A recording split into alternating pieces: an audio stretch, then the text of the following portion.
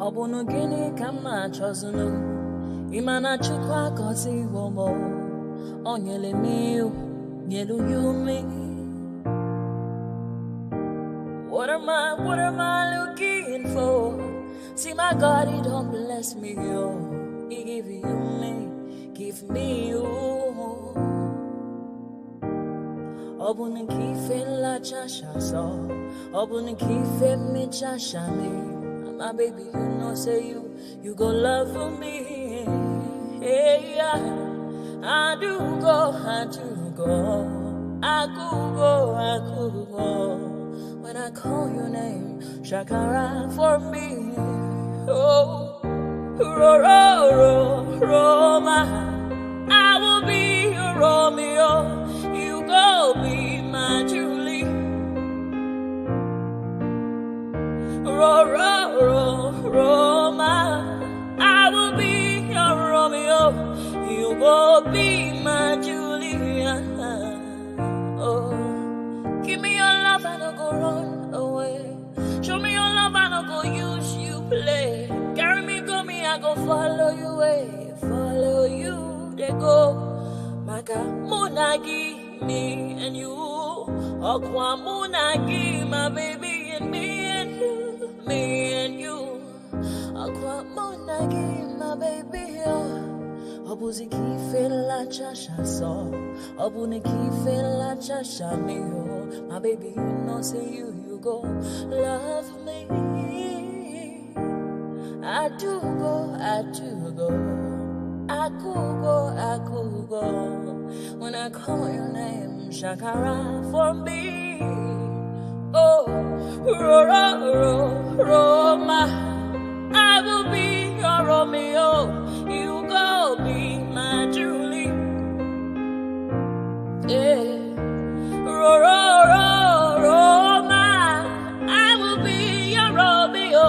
You will be my Julia. Oh, Roma, I will be your Romeo. You will be my Julia. Roma, I will be your Romeo. You will be my Julia. Obuzi kife la chasha so. Obuzi kife mi chasha me. My baby, you know, say you go love me. I do go. I could go.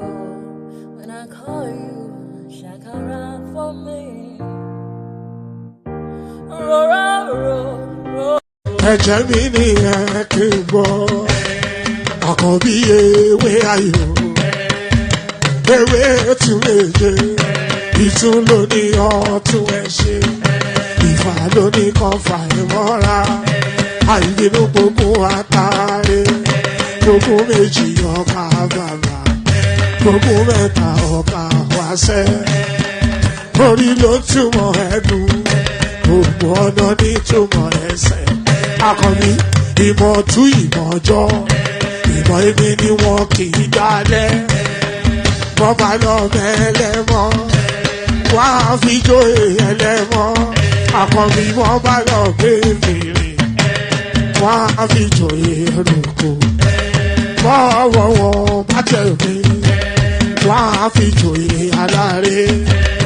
Àwọn mẹ́tẹ̀ẹ̀ta parapọ̀, wọ́n wá jọ ń pẹ́ mọ́, ẹ̀ẹ́mọ́ olóko jẹ. Wọ́n pa Akíntọ́lá ọmọ Ògún. Wọ́n pàdé Ìyọ̀dà ọmọ Àtàràbọ̀bà. Àkọ́bí wọ́n pàdé Ṣàtàdàdẹ ọmọ ọba Ìjẹ̀bú Mèrè. Aṣíwájú odò gbólùkẹrẹ, ajagun lólòdì ọ̀run.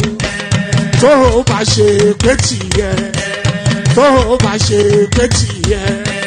lọ bá ń darí jọ wí. Àpérò mi kún gbọ́wọ́, ọ̀bọ ti ṣìgìdì máa gbé, àgétì ló máa ń gbé, àyàn ti ìlàyàn ewúrẹ́. Ọlọ́run dákun má padà lẹ́yìn ẹ, kó má gbàgbé ọ̀rọ̀ tẹ́. Aṣíwájú ọlọ́run dákun má padà lẹ́yìn ẹ̀. Àkànbí ọlọ́run dákun má padà lẹ́yìn ẹ̀. Ọkọ̀ onúrẹ̀lẹ̀ ọlọ́run.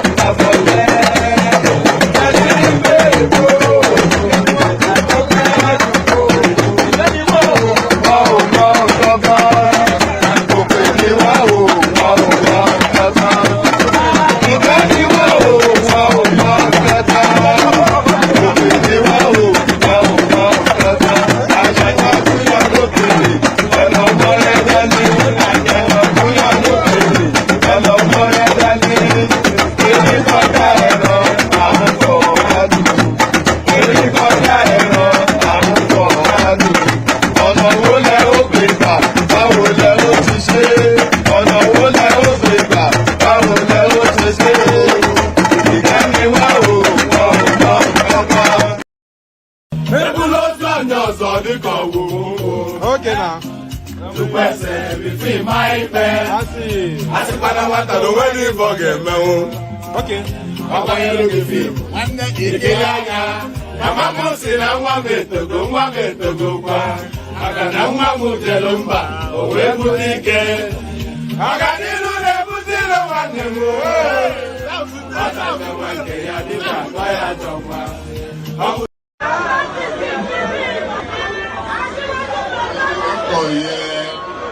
Orin tí fẹ́ kọ orin àyájọ́ ni wọ́n dìde wọ́n pínlẹ̀ ogun oyin tí mo ní ká bá mi wá yẹn dà ká ní kó bá mi wá.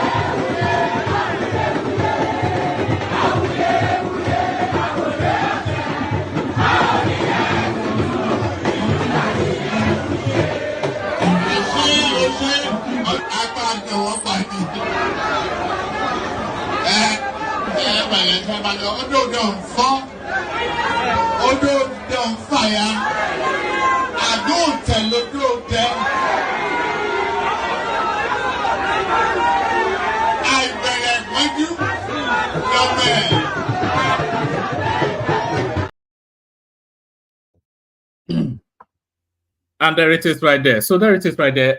So good day to you.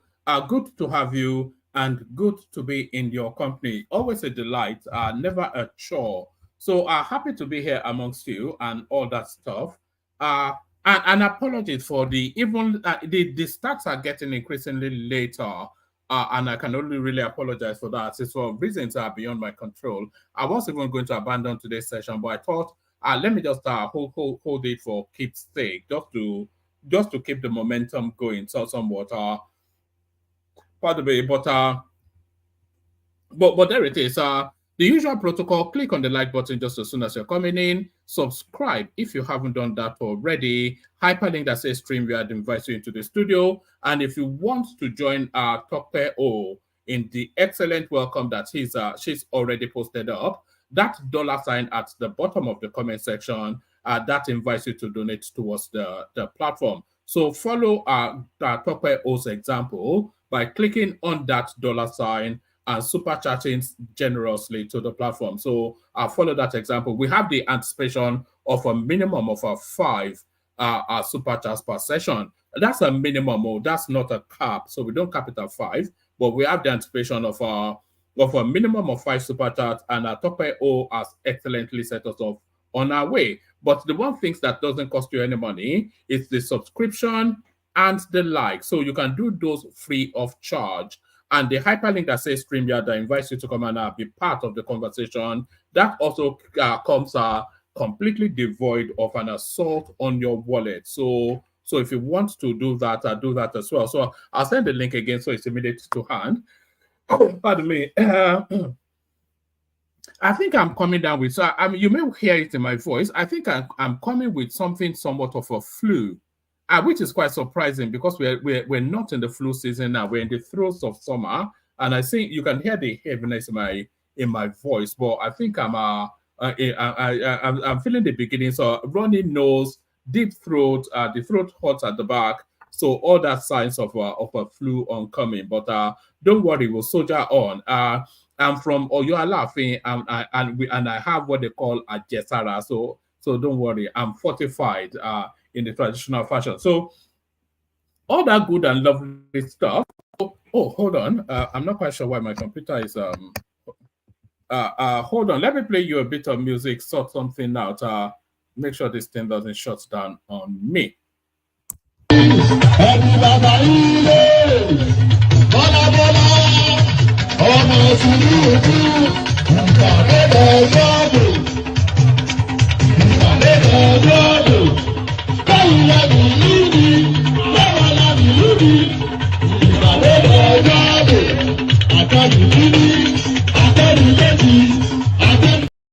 All right, all sorted. My computer was showing a low battery, and that's the last thing you want just at the start of the session.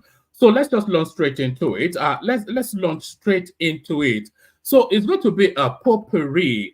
You know what a potpourri is?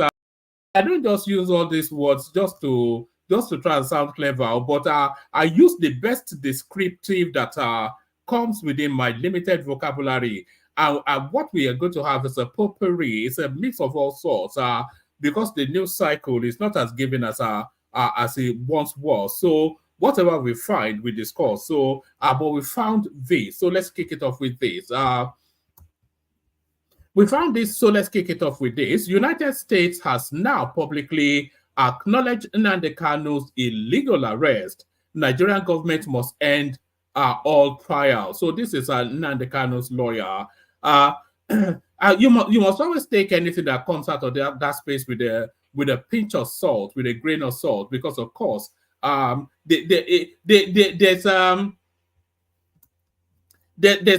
somewhat a loose relationship with truth and fact in that area. So they just jumble everything together, half truth, half fact, half everything else. So let's see what this has to offer. Pardon me. Pardon me. Let me have a.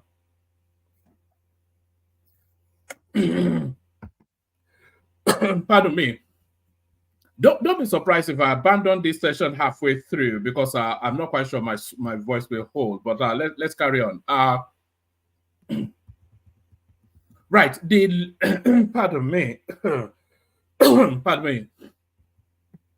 Right. The legal team of the leader of the Indigenous People of Biafra, IPOB, Nnamdi Kanu, has said that the United States of America has officially publicly acknowledged that Kanu was illegally, pardon me, well, let's go again.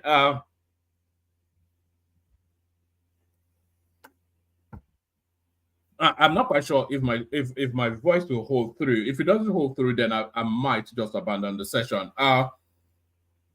Let's go again. the legal team of the leader of the indigenous people of Biafra, IPOB, Nnamdi Kanu, has said that the United States of America has officially and publicly acknowledged that Kanu was unlawfully renditioned from Kenya by the Nigerian government in 2021. The legal team said this in a statement issued by the lead counsel of the team, Barrister Aloy Ejimako, who said that the United States government made the acknowledgement in an official publication captioned 2023 Country Report on Human Rights Practices, Nigeria. Kanu's legal team said that the position of the United States government had waited. Kanu's legal team said that the position of the United States government had waited for almost 3 years to take and make public. Let's do that again. Kanu's legal team said that the position of the United States government, which they had waited for almost 3 years to take and make public, is surely well considered and thus important for 2 reasons. So I'm not quite sure if the Nnamdi Kanu would have been mentioned in the 2023 Country Report on Human Rights Practices, especially under Nigeria, because they usually speak in broad strokes in those documents. So I'm not sure that Nnamdi Kanu would have especially been mentioned. Why would he? I mean, of course, the legal team of the leader of the indigenous people of Biafra, IPOB, Nnamdi Kanu, has said that the United States of America has officially and publicly acknowledged that Kanu was unlawfully renditioned from Kenya by the Nigerian government in 2021. The legal team said this in a statement issued by lead counsel of the team, Barrister Aloy Ejimako, who said that the United States government made the acknowledgement in an official publication captioned 2023 Country Reports on Human Rights Practices, Nigeria.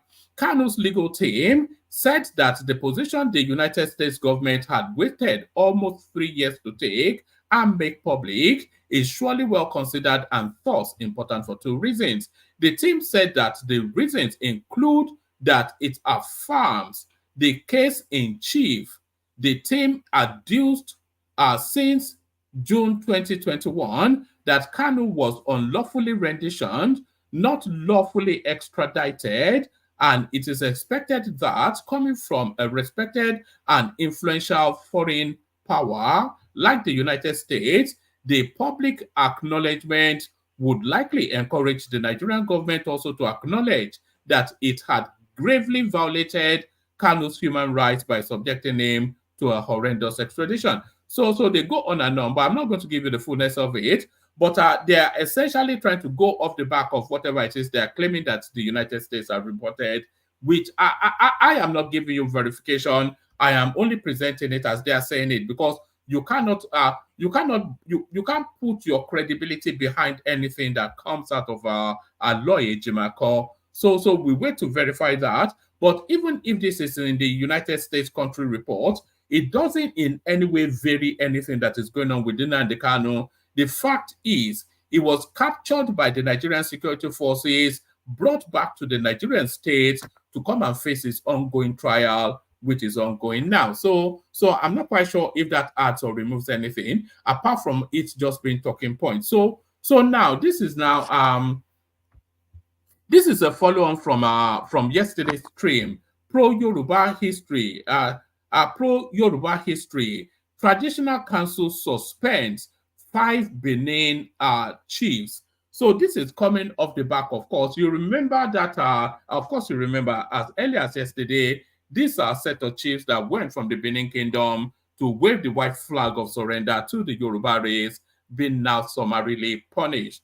Pro-Yoruba history. Traditional Council suspends 5 Benin councils. So let's have a look. 5 Benin traditional functionaries have been suspended from their role for engaging in what the palace described as sacrilegious conduct against Benin customs. The Benin Traditional Council announced their suspension in a statement signed by Iyase of Benin, Chief Sam Igbe, on Saturday. The statement noted that the affected functionaries visited the Ooni of Ife, Oba Adeyeye Ogunwese, where they falsely claimed to be emissaries of the Oba of Benin and rendered inaccurate and disjointed accounts of the connection between the Benin royal dynasty and the Oonishi of Ife. So now, I'm not quite sure that I believe anything that is coming out of this now. Those people, because that played out in public glare, played out in public glare. There were cameras everywhere, and those were in. They didn't tell us that they are not senior or Benin chiefs. So they're saying they gave a false narrative.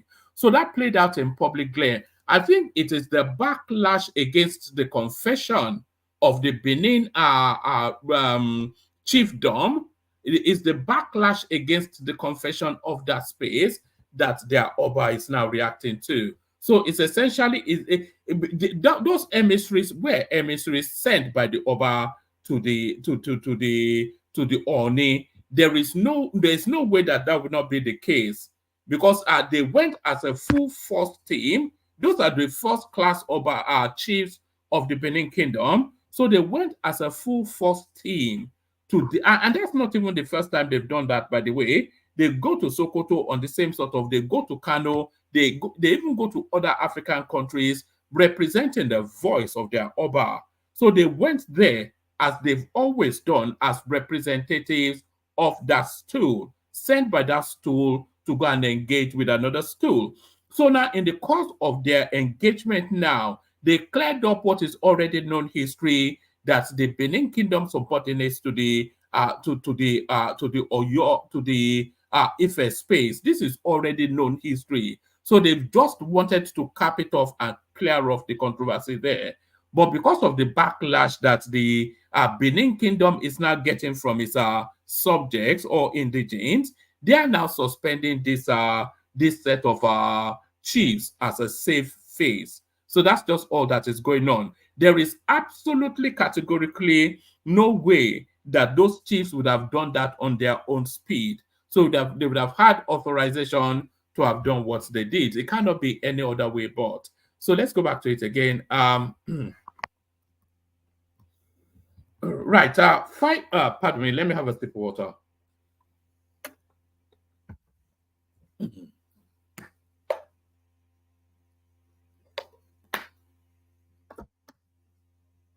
Pardon me. 5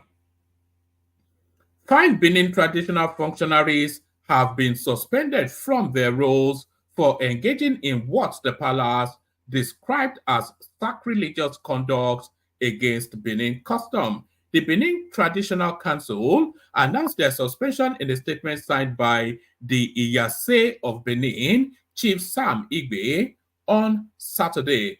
The statement noted that the affected functionaries visited the Ooni of Ife, Oba Adeyeye Ogunwese, where they falsely claimed to be emissaries of the Oba of Benin and rendered inaccurate and disjointed account of the connection between the Benin royal dynasty and the ownership of Ife. Correspondents earlier reported that representatives from the Benin Kingdom paid a courtesy visit to the Ooni of Ife, Oba Adeyeye Ogunwese, to affirm that Ile-Ife is the ancestral home of the Benin people. In a now viral video capturing the exchange, one of the emissaries told the Ooni that despite contrary narratives circulating online, their collective understanding has always recognized Ile-Ife as their ancestral homeland. We have always been told that Ile-Ife is our home, the emissary said. However, the Benin Traditional Council has distanced itself from the representatives whom it described as a group of self-serving traditional functionaries from Benin. The statement reads, the attention of the Benin Traditional Council has been drawn to video clips circulating on social media in which a group of self-serving traditional functionaries from Benin engaged themselves in a sacrilegious show of shame and falsehood against the Benin custom. In the said clip, the individuals who have been identified as XYZ, etc., etc., and two other Egbelaka functionaries. So they go on to give their names, which I won't attempt. These individuals not only declared themselves subjects of the Oni, but also rendered inaccurate and disjointed accounts of the connection between the Benin royal dynasty and the ownership of Ife. Whilst the Benin Traditional Custom Council does not wish to be drawn to restating the well-known connection between the two thrones of the Oba and the Oni, the general public is urged to disregard the inaccurate account rendered by the ill-bred individuals. So we've gotten to that point now, and this is where we have landed. So the language has now come out. It says the general public is now, I'll highlight it just so you can see it as well. The general public is urged to disregard the inaccurate accounts rendered by the ill-bred individuals named above.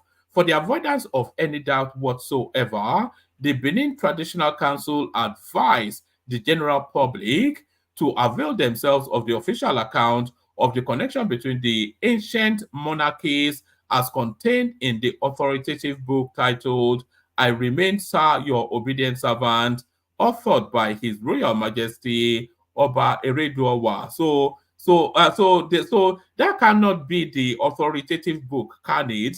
When it's written from a partisan point of view. So what other story is Oba Ereduowa going to say other than he has preeminence? I remain, sir, your obedient servant, authored by His Royal Majesty Oba Ereduowa, the Oba of Benin, etc., etc. Describing the conduct of the representatives as sacrilegious, the council advised the public to steer clear of them. The Benin Traditional Council considers the conduct of these functionaries as inappropriate. And the one thing that they have not said is that they are fake, or they are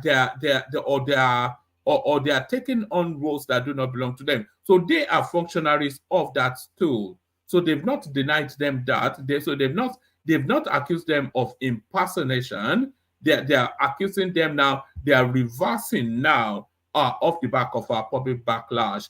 The Benin Traditional Council considers the conduct of these functionaries as inappropriate, sacrilegious, and calculated to ridicule traditional history and to bring disrepute to Benin custom. Consequently, on the authority of the Omonoba of Benin, His Royal Highness, I won't attempt his name, the BDC hereby announced the suspension of the individuals mentioned above from their role as Benin traditional functionaries. So there it is right there. So as ever, being flogged for telling the truth. So being flogged for telling the truth. So let's go from there. And Nigerian monarch Oba of Benin suspend 6 officials for impersonation whilst meeting Ooni of Ife. So that wasn't what they were suspended for, but that's fine.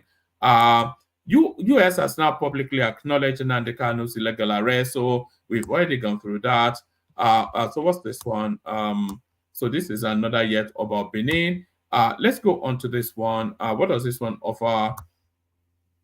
CBN, we chose to fight galloping inflation against high unemployment. I'll give you 3 paragraphs of this. The acting director of Banking Supervision Division, the acting director of the Banking Supervision Department of the Central Bank of Nigeria, CBN, has affirmed the bank's decision to prioritize combating inflation over tackling rising unemployment rates. So I'm not quite sure if they couldn't have straddled both. I didn't know that that a choice had to be made.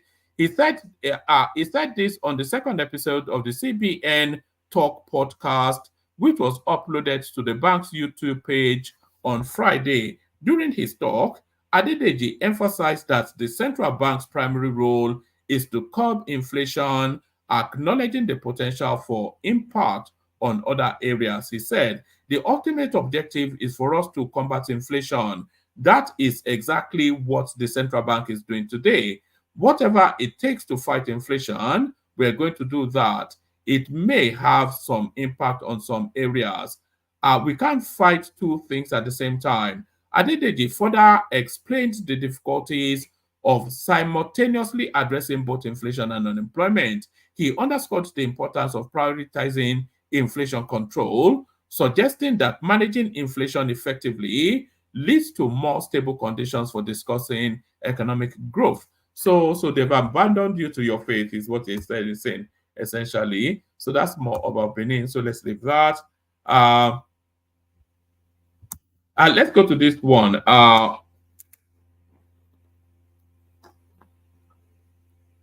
And by the way, plenty of room in the studio. Anybody that wants to jump on, jump on.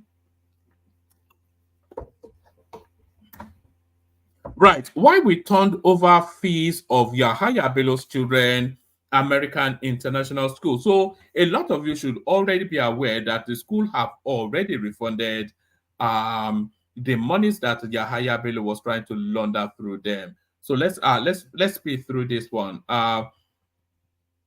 The American International School Abuja has explained.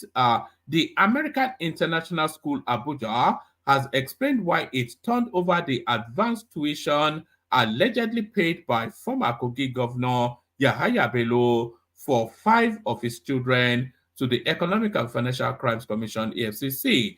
Though the school did not mention Yahaya Bello in its explanation, the statement confirmed correspondence exclusive report that the institution refunded 760,910 from the $845,852 fees already deposited by Bello. The EFCC had alleged the fund was part of the 82.2 billion of Kogi money converted to personal use by the ex-governor. The 845,000 was allegedly paid to the school by Bello in August 2021 to cover the education of his 4 children in the school, and another one to be enrolled in August 2022 if application is successful and there is space available. The fees were to cover a period of 14 years. According, oh my God, the fees were to cover a period of 14 years, 2021 to 2035. So, what goes on in that? So that's that. I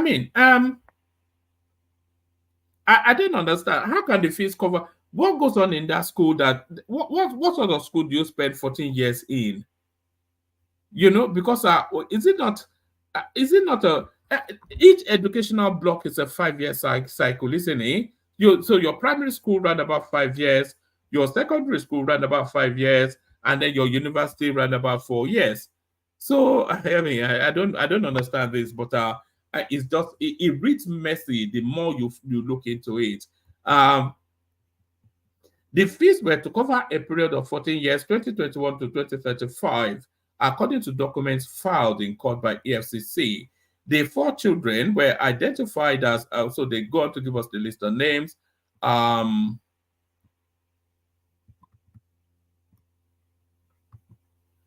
Right. The head of the American International School Abuja, Greg Hughes, explained the school turned over the funds paid as fees by a family with children enrolled in the school based on EFCC investigation.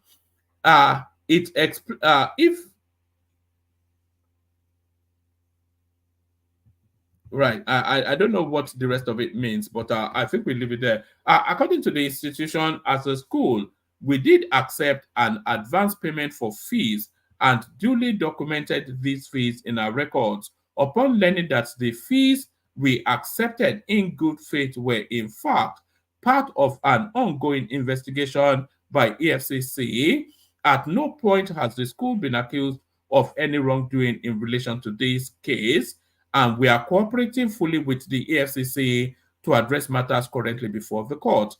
So there it is. I think the school is trying to move very quickly before, but EFCC must still focus on that school anyway. But let's go on to this. 8 highest paying courses in Nigeria you'll never regret studying. So if you go to uni, these are things that encourage you to study. I mean, if you study law, that's almost, you are guaranteed at least a middle class life. But that's just to tell you how the world has changed now. One of the one of the most prized courses to study now, graphic designs. So graphic designs, medicine, of course, information technology, electrical engineering, computer sciences, estate management, petroleum engineering. So if you studied those 8 courses, then you would never know poverty again in your life. Is essentially what they're saying. Right. Let's Yahaya Bello, EFCC confirms receipt of $760,000 from Abuja American School. So there it is right there. So how quite Yahaya Bello explains that is now down to him. So how quite Yahaya Bello explains that is now down to him. So that's it. Let me send the link again. Anybody that wants to come in. I think we've only got one person in this at the moment. So anybody that wants to come in. Let me play the Kegite music and then we'll see where we land. It may well be an early night, but we'll see. Water, only water, only water, where they see ma. Water,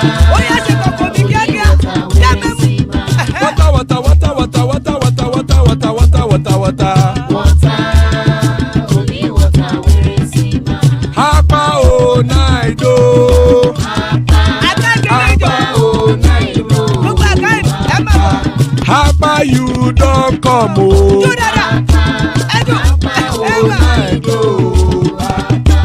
Hapa oh night oh.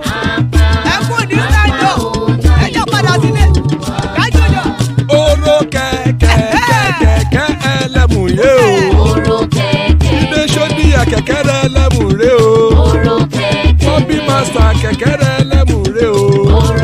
Chief Wáìlà tí kẹ̀kẹ́ rẹ̀ ẹlẹ́mù rẹ̀ o. Eruku lẹ̀lẹ̀ ẹlẹ́mù dé. Eruku lẹ̀lẹ̀ ẹgbẹ́ ẹlẹ́mù dòde ojàre o. Eruku lẹ̀lẹ̀ Ghana ti dé ẹgbẹ́ bọ́dì o. Ọmọ ẹlẹ́yẹ ẹyẹ o ó dilé o. Odúyẹ̀lá ẹyẹ o ó dilé o. Petrosonama ẹyẹ o ó dilé o. Petrosodúnkẹ́ ẹyẹ rẹ̀ ó dilé o. Ẹlẹ́kọ̀ ọ̀run mú ìní o.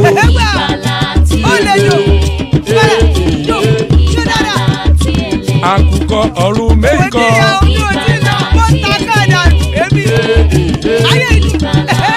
Ikú kò ní ríwà gbéṣe o.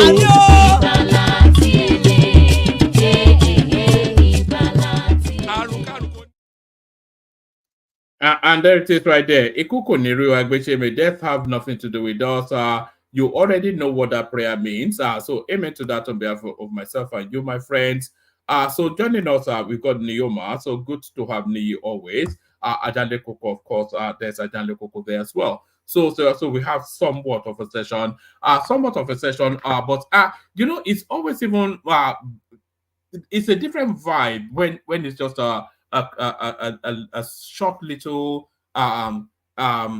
panel that we get to hear more from people. So let's kick it off with Niyi if it's ready for us.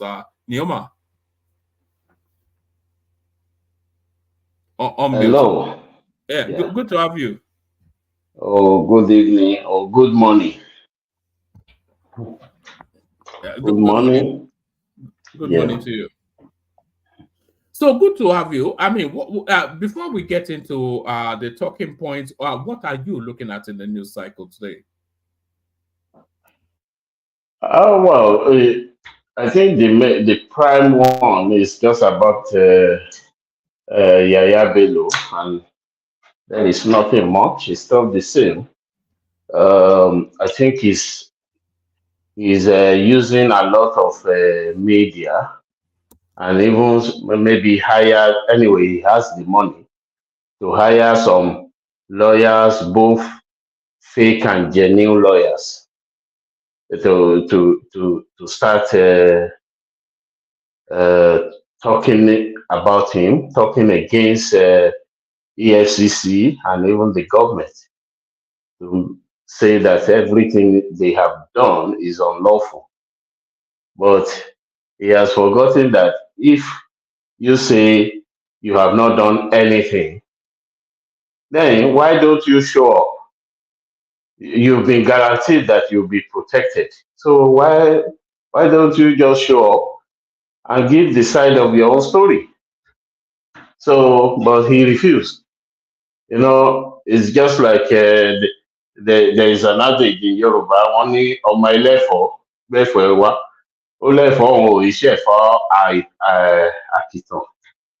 so nobody is asking that, which means something must have been fishing. So that's what I read, and about the money that was returned. You know, out of that 800 or something, the American school has to deduct 85,000 for 1 year. So, and that was how the money came to 760 pounds. So, then I think beside that, can you hear me? No, yes, I can. Carry on. Oh, okay. Then, like I think yesterday, from the playback, I was listening to Ajale Koko and others talking about that school at Ilopeju. Yeah, I know the school because when I was in Nigeria, I was teaching in some of those high-profile schools. So the point is, there are some schools that they don't run Nigerian curriculum, and therefore, if they don't run it, you may not have any business to do there. Like the Indian school, if they are running Indian curriculum, which means to them white will be useless. So, except if you now want to run the same curriculum with them, and the school has been in existence for a very long time, so they must have been established by law. Before they were established, they must have written their proposal to let the government know that we will be running this program or that program. I remember when I was in Avicenna College in Ikeja, we used to run purely American program. Then later it was changed to British education. So if you don't have any business in American or British education, then there is no need for you to be there. So they must have been established by law. So what has changed? I don't know.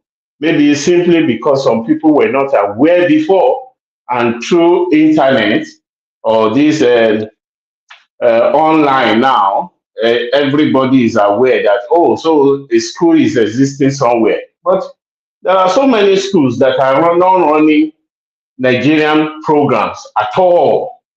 Like some of them, they run what they call IGCSE, which is a version, an international version of GCSE that we have in UK here, like the AQA, like ESL, and so on. So they run it also in Nigeria, but they call it, not only in Nigeria anyway, they call it IGCSE. So it won't be like curriculum. So in that sense, you cannot say, oh, they are discriminating. There must have been a law that established it. So that is what I see there. Because I saw a lot of people arguing, maybe perhaps many of them has never been into teaching, or they don't even know the law that established those schools. So we should try and get our facts right before coming out. Thank you. All right, brilliant. Do you want to speak to us about the headline on the screen? United States has now publicly acknowledged Nnamdi Kanu's illegal arrest. Nigerian government must end all trials. So this is a lawyer coming out of the back of some report that he says he cited in the United States. Well, so even if this was the case, it doesn't add or remove anything. The guy essentially, by whatever means, is in Nigeria now. He has an ongoing case which has to run its natural course. No, number one, the U.S. cannot dictate how we will run our judiciary. And then secondly, was there any video to that effect? Because all Ejimako and co, they just sometimes they just, even including Osekuma, they just come up with some headlines and say this is what the government has said. So the government, which official of the government says so, and was there any video to that effect? So because some of those things can even be propaganda, or someone from maybe just an ordinary American may just be talking, and then they take it as the whole of USA has spoken. No. Was there any video to that effect, or was there a program that involved the U.S. government or a spokesperson of U.S. government? So not just for them to come out with one headline and say, yes, the U.S. has spoken. No. I believe, to me, the incarceration is unlawful.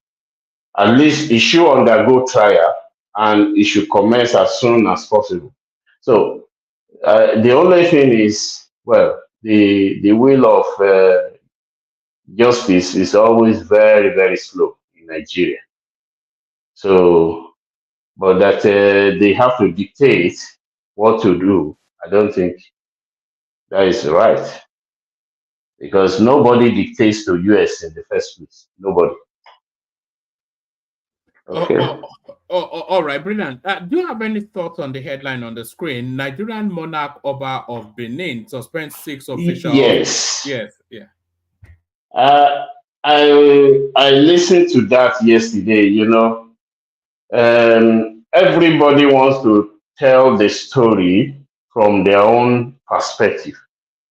Now, when you see someone that is from the other side telling the story as it is, or even just to debunk maybe the perspective that their own people have held for a long time, you know that there must be truth in that. You see, sometimes it's arrogance for Benin or the empire to think, oh, Yoruba came from them. Sometimes I look at it that is very ridiculous. If you listen to all those names, when we say Oba, Oba is Yoruba, is not Benin. They pick it from there. Oba is Yoruba, and there are so many names that you will just know that those names are already adapted. Now, the Shekiri, they will tell you that they have their lineage from Yoruba. So how come the whole of Yoruba now have a lineage from Benin, which is not possible? And for them to say they have suspended them just with ordinary paper or whatever, I know it's a backlash because they don't want to accept that they are, I mean, their own sides. They don't want to accept that. They just believe, oh yes, we are Benin people. Yoruba came out of them or whatever. I don't know. But those, thank God that those high chiefs, they were not impersonating. Yep. No, those chiefs that they only spoke to history as it is, but Yes. Why do you think there's so much resistance from people from that region to acknowledge that they're a subsect of the Yoruba people, that they're just an outpost of Yoruba? Like you said, their stool is called Oba, which is a Yoruba word. Even most of them, they bear Yoruba names. So I mean, what's the what exactly? What's their grip? What's their gripe? What's No. rankling them? Yeah. What's the issue? Yeah. Just as I mentioned, it's pure arrogance and sometimes ignorance. It's an arrogance of Pure. ignorance. Yes. Well, yes. So they take for instance when you immediately you pick a topic in their area, you see the way they grab it and then start running the other way around. It's just like um, what is it called for you to know? I was listening to a professor. I think he's already retired now from Howard University. About 20 pounds. You remember the 20 pounds story after uh, the Biafra War. So, do you remember the 20 pound story? That no matter the amount you have, Of course, we all do. Yes. that no matter the amount you have, they were given 20 pounds. The man debunked it because he said he left University of Lagos for US, and then after the war, he came back. He went to UBA in Unilag, and his money was still intact with those banks. So that anybody that has money in Nigerian banks, they got their money back because nobody touched those money. But those people that moved their money to Enugu Bank, that is that was taken over by Biafra Central Bank, those were the people that lost all their money. He said it. So now people run with that, oh yes, out of all the money they have, they only gave 20 pounds, which was not true. And it's a story that has been going around. So the same thing with this Benin is just pure ignorance and sometimes arrogance, that they don't just want to accept their limit. Look at the Oba of Wari, the Olu of Wari. Olu is not Benin. Olu is from Yoruba. Even the sitting Olu of Wari now, his name is Shola. Shola. Yes. We even know that maybe because his mom is from Yoruba land, they may give him that name. But if you look at that stool, they still came from Yoruba. They were talking about Onomiyan yesterday, and that is the truth. They married Onomiyan, left Ile-Ife to go over there, and eventually took over. But they will tell you it's not true that the people came from Benin to come and dominate in Ife and went back, which was never true.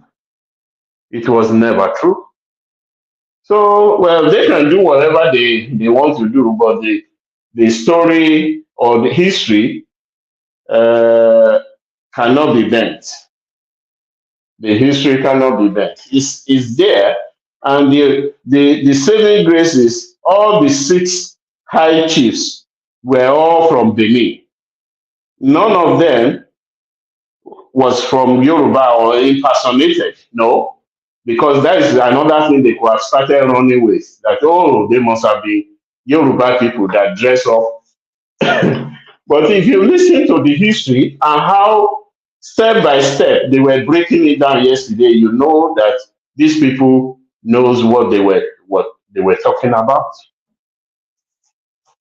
So, well, they can suspend them, but they cannot suspend the truth.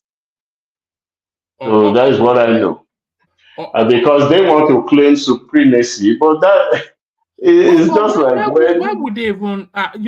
It's only recently that I'm actually coming into this space. I never even knew that the Benins had any of this. I thought it was a settled history that the Benins are just a subsect of the wider Yoruba hegemony. I didn't know that they were no, having all of these ideas above their station. they do. If you remember when Oba went to Lagos and declared there that they were the first settlers, which was not actually true.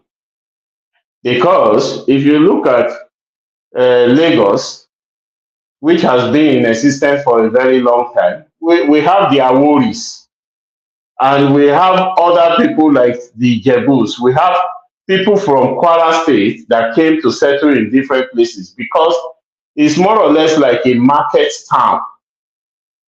It was like a market town, and which makes it easier because of the ocean. It made this easier to be able to trade with other coastal countries, other West Africa countries. So it's easier for people to come around. Yes, Benin came, truly they came, but that doesn't mean they own the land. No, the Jebus were there, the Aworis. If you even look at the land, the Aworis own almost all the land in Lagos. And besides, if you look at this Lagos of today, was not the Lagos of those days. Like all the parts of Ikeja. Ikeja was not part of Lagos before. It was part of Western region.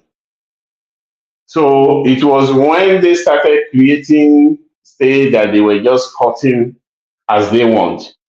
Ikeja, Agege, all those areas were not part of Lagos State.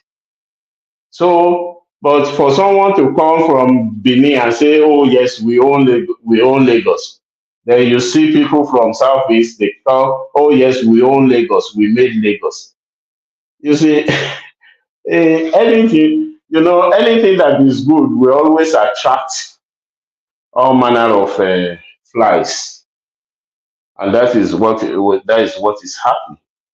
So well, for them to suspend, it's just that they think, oh, they've rubbished their supremacy, but they are not supreme over anything. They can be over their own land. Nobody is claiming anything with them. But for Yoruba land, you can't just say, oh yes, we are claiming the land. No, it's not possible. Yoruba has been in existence a long time. And there was a time Yoruba were not called Yoruba. They have their different names, but they all speak the same language. They had their different names, but they all speak the same language. So, and that is why they were able to come together. So if they are saying that, like the archaeologists, they got was it very close to Akure, the human skull, and by the time they calculated the carbon dating, I think it was running to thousands and thousands of years that that skull has been in existence. I think they call that place Eleru, very close to Akure. So people have been in existence there, not Benin people coming to occupy or to establish anything there. So, thank you, woman. All right, brilliant, excellent. Take us to this headline on the screen. Pardon me. We choose to fight galloping inflation against high unemployment. So, this is the position of the CBN. What do you make of it? This is coming out of the CBN. Yeah, I know Naira has not been stable, and though the reason being that is being floated yes, it has to be fluid, that is moving up and down. But the only thing I can say is the rate at which it's moving up and down is not good, it's not healthy enough, because like a week ago, it was 1,003 something for, I mean, to a pound. All of a sudden, by 2 days ago, it went as high as 1,700. And as I today, I think I saw it as at 1,622. So they try to fight it, but to be able to fight inflation, I'm not an economist, so I'm just talking as a layman. But what I know is, if they have to go by all the review that they were doing about employment, that is salaries and so on, definitely I won't believe that they are fighting inflation. Because if you have to take money from, or the salary from 30,000 to 200,000 or 150,000, what? How do I think they need to learn from UK. If you look at UK, if they want to increase salary, you will just hear about 0.02%. And you'll be wondering, what is 0.02%? For the whole year, your salary may just increase by £200. So, and they know the reason why they are doing that, because they know if they should just increase that amount indiscriminately, inflation will jump up. And that is exactly what is happening in Nigeria, because even the market women, they will tell you, oh, they've increased salary. Look at dollar, something that they don't even need dollar to buy. They will tell you, oh, dollar has gone up. Someone that is selling charcoal, that is bringing charcoal from the forest and selling, will tell you that charcoal has jumped. Naira has fallen, or dollar has jump up, and because of that, you see the inflation just galloping. So, if they really want to work on this inflation, number one, there must be more employment, because there is no labor organization that is realistic. No, they are not realists. They just want, in fact, if you give them 500,000, yes, that is what they are looking for. Not minding that half of the population are unemployed. So they are not realists. And that is why the government has to think through, has to think very well, like working with CBN and some other economic parastatals, that what could be the effect of this. And they will know that if you just increase salaries indiscriminately, well, you are giving more job or more problems to CBN to be able to stabilize inflation. So that is what I see in this. So I believe that if they want to settle it, it's not just for CBN alone to be fighting it. It should be with the government, with the zero revenue, or what do they call them? Those ones discussing about salaries and so on. Well, sorry, I don't know the past data anyway. So they should be working hand in hand with all of them to be able to come to, to fight inflation in that sense. Well, that is the little I can say about that. I'm talking from a layman perspective anyway. All right, brilliant. Ajane Kuko, say a few words to, and then I think I shut it down. I don't think my voice can hold for the session. Yes. Oh, I told you to take anyway. I don't know if you do eat Orobo. I think I actually have some. Oh, Is you that should be eating. You should be eating orobo.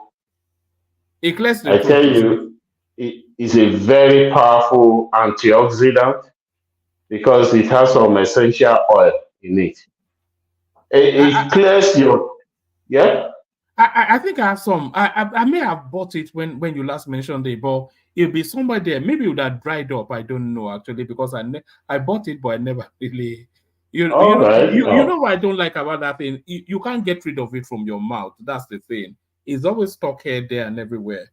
yeah, always. But especially when you want to eat it, you know that it's not the time to start talking. Like, or maybe you want to go into class to teach and you are eating it, no, or you want to run a program. You can't do that because it gets stuck in your mouth.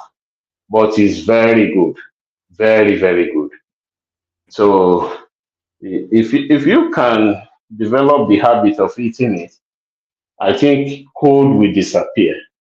You know, when I first got to this country, every December, I used to have a flu that my whole mouth for 2 weeks, I may not be able to eat properly. But since I started eating this orobo, even when I had COVID one time, it lasted only for 3 days. So I just felt the symptoms for 3 days, and before you know it, it was gone. So All right. I'm not sure Ajahn Coco is there, so I think I may just shut it down. Apologies, everyone. I know you. Usually we have a longer session, but I'm not quite sure my voice is going to hold. So let me go and do as Niyi said. Go sort it out. So thank you, everyone. See you tomorrow. Ajahn Coco. Yeah. Woman. Well, you're ready to go. I'm busy. I said you want to give me another 5 minutes or so. Yeah, no, we give you 5 minutes because the session is never the same if the audience don't hear from you. So, Give me another 5 minutes. I'll be done. All right. Is there? Do you want to? Where do I take you to? Niyas, it's just the three of us here. Right. This headline, I didn't even read out the headline at all. What transpired between me and developer who claimed I was anti-Igbo? So this is Wiki clearing up that space. You remember that story? It broke about 2 weeks or so ago, Niyi. yes, I remember, though I think I remember faintly. Yeah. Yeah. Was it about that estate guy? Yes, the one that I remember. yeah. So do you have any thoughts on that space? I didn't even do the readouts, but I'll just give us general thoughts on that space. Yeah. I think you know whenever anything happens, the people just quickly jump to the easiest way out, either by talking about ethnicity or religion, and that is exactly what brought about this.